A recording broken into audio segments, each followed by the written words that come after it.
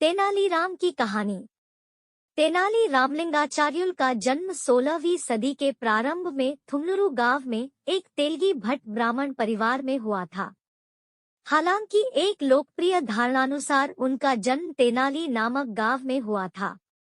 तेनाली राम का जन्म नाम रामाकृष्णा शर्मा था। उनके पिता गरालपति रामैया गांव के मंदिर में पुजारी थे।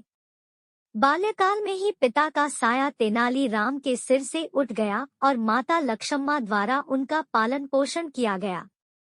औपचारिक शिक्षा तेनाली राम ने कभी प्राप्त नहीं की, किंतु वे बचपन से ही कुशाग्र बुद्धि थे।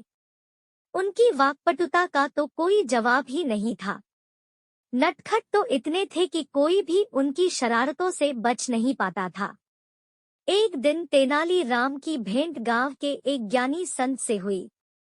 संत ने उन्हें एक मंत्र देते हुए कहा, पुत्र, गांव के काली मंदिर में जाकर इस मंत्र का 1,00,000 बार जाप करो। इससे काली माता प्रसन्न हो जाएंगी और तुम्हें दर्शन देकर वरदान प्रदान करेंगी। तेनाली राम तुरंत काली मंदिर गए और वहां संत द्वारा दिए मंत्र का जाप करने लगे। जैसे ही 1,00,000 जाप पूरे हुए, काली माता अपने 100 मुख के भयंकर स्वरूप में उनके समक्ष प्रकट हुई। काली माता का भयंकर स्वरूप देख कोई भी सामान्य बालक भयभीत हो जाता, किंतु तेनालीराम भयभीत होने के स्थान पर जोर जोर से हंसने लगे।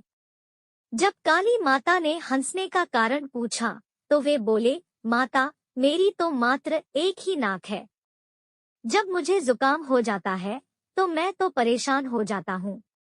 आपके तो 100 मुख होने के कारण 100 नाक है और हाथ मार दो। मैं सोच रहा हूँ कि ऐसे में आप क्या करती होंगी।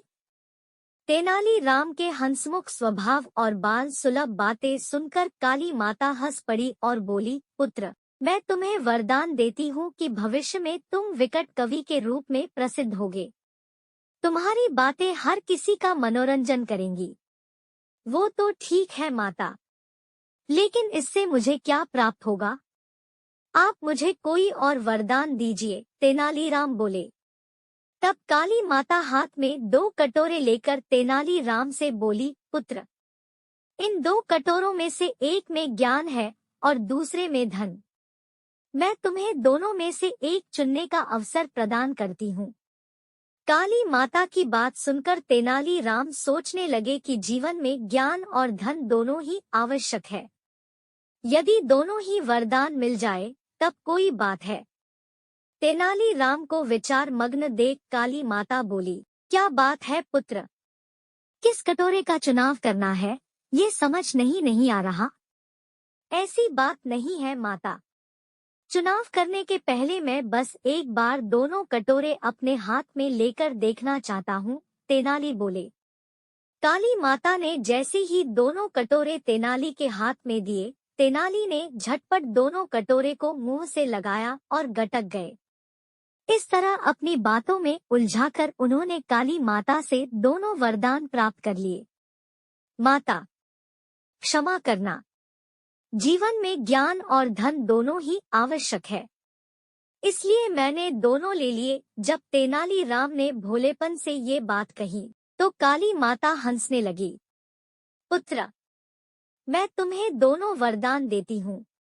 जीवन में तुम कई सफलताएं प्राप्त करोगे, किंतु ध्यान रहे कि तुम्हारे मित्र तो होंगे ही, शत्रु भी कम न होंगे, इसलिए होशियार रहना। इतना कहकर काली माता अंतर्ध्यान हो गई।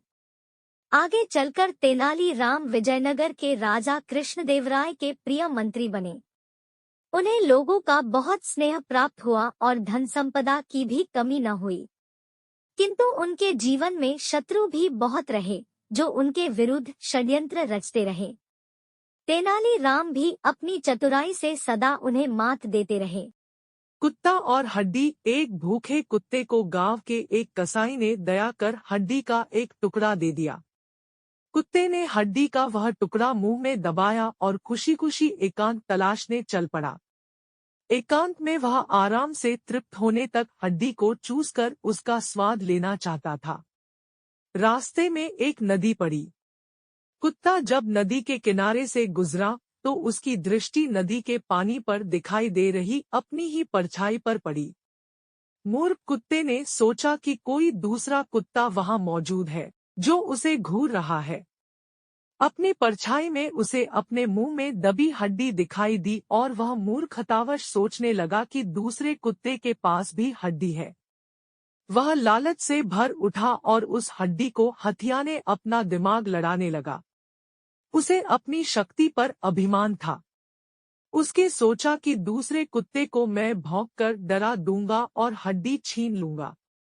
अगर ये भौंकने से नहीं डरा तो लड़ाई में तो मैं इसे हरा ही दूंगा।